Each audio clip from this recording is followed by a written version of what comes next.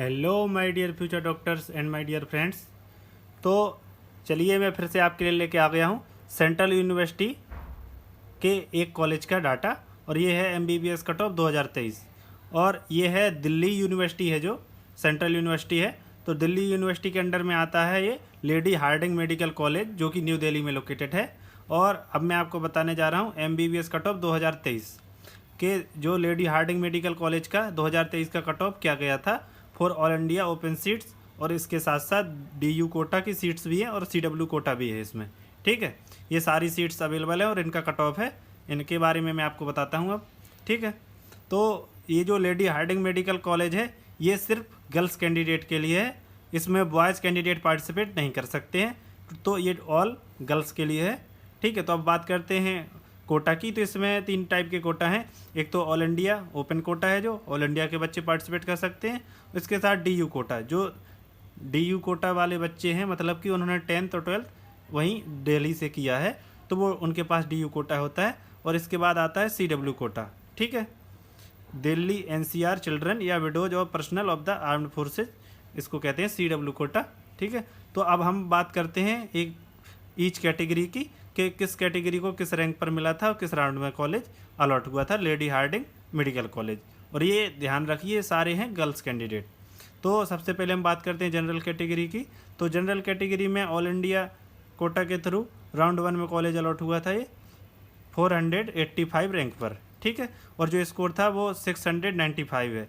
तो इस बार हम स्कोर की बात नहीं करेंगे क्योंकि इस बार बहुत बड़ा घोटाला हुआ है और स्कोर एकदम बेकार हो गया है। ठीक है, तो स्कोर की बात नहीं करेंगे क्योंकि और वैसे भी रैंक ही एग्जैक्ट होती है, स्कोर से सिलेक्शन नहीं होते हैं या मतलब एडमिशन नहीं होते हैं, वो रैंक के हिसाब से ही होते हैं। तो इसलिए हम रैंक की बात करते हैं कि राउंड 1 में जो रैंक थी वो 485 थी जिस पर ये कॉलेज अलॉट हुआ था। फिर इसके बाद हम बात करते हैं ओबीसी की। तो ओबीसी कैटेगरी में राउंड 1 में जो कॉलेज अलॉट हुआ था वो हुआ था 1124 रैंक पर। ठीक है, फिर इसके बाद हम बात करते हैं ईडब्ल्यूएस कैटेगरी की। तो ईडब्ल्यूएस कैटेगरी में राउंड 1 में ये कॉलेज अलॉट हुआ था और रैंक थी 1620। फिर इसके बाद हम बात करते हैं एससी कैटेगरी की। तो एससी कैटेगरी में ये कॉलेज अलॉट हुआ था राउंड 1 में और जो रैंक थी वो थी 9328। फिर इसके बाद हम बात करते हैं एसटी कैटेगरी की। तो एसटी कैटेगरी में ये कॉलेज अलॉट हुआ था राउंड 1 में और जो रैंक थी वो थी 8039।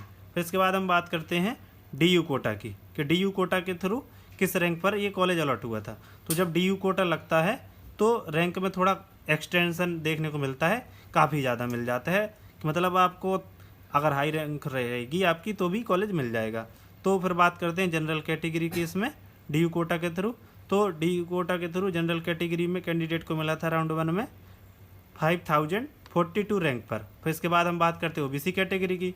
तो ओबीसी कैटेगरी को राउंड 1 में कॉलेज अलॉट हुआ था और जो रैंक थी वो थी 13091।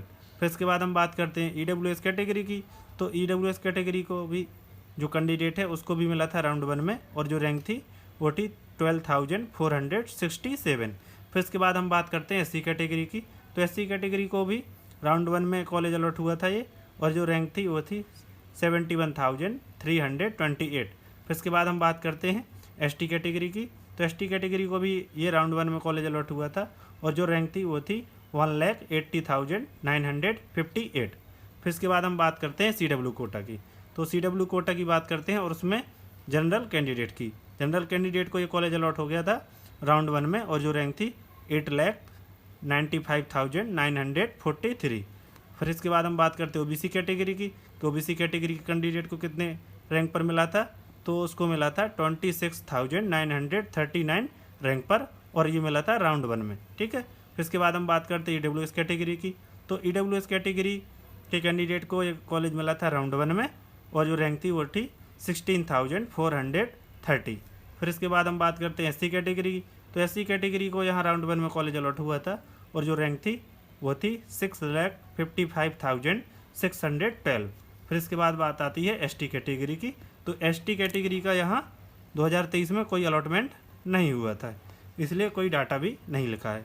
तो ये था लेडी हार्डिंग मेडिकल कॉलेज का 2023 का एमबीबीएस का कट ऑफ कि यहाँ क्या कट ऑफ गया था। तो इससे आपको आइडिया लग गया होगा कि इस बार कट ऑफ किया जा सकता है। और इसका 2024 के लिए एक्सपेक्टेड कट ऑफ का वीडियो जल्दी ही अपलोड कर दिया जाएगा। तो ये है 2023 का कट ऑफ, आप इसको एक बार देख लीजिए और इसकी PDF टेलीग्राम पे मैं शेयर कर दूंगा, तो आप डिस्क्रिप्शन बॉक्स में जाकर टेलीग्राम से डाउनलोड कर लीजिएगा। तो अगर वीडियो की जानकारी अच्छी लगी हो, आपकी इससे कुछ हेल्प हुई हो, तो इसको शेयर कीजिएगा अपने फ्रेंड के साथ जिससे उसकी भी हेल्प हो। और अगर आप इस चैनल पर नए हो तो चैनल को सब्सक्राइब करना मत भूलिएगा। तो thank you future doctors and my dear friends, मिलते हैं अपनी अगली वीडियो में।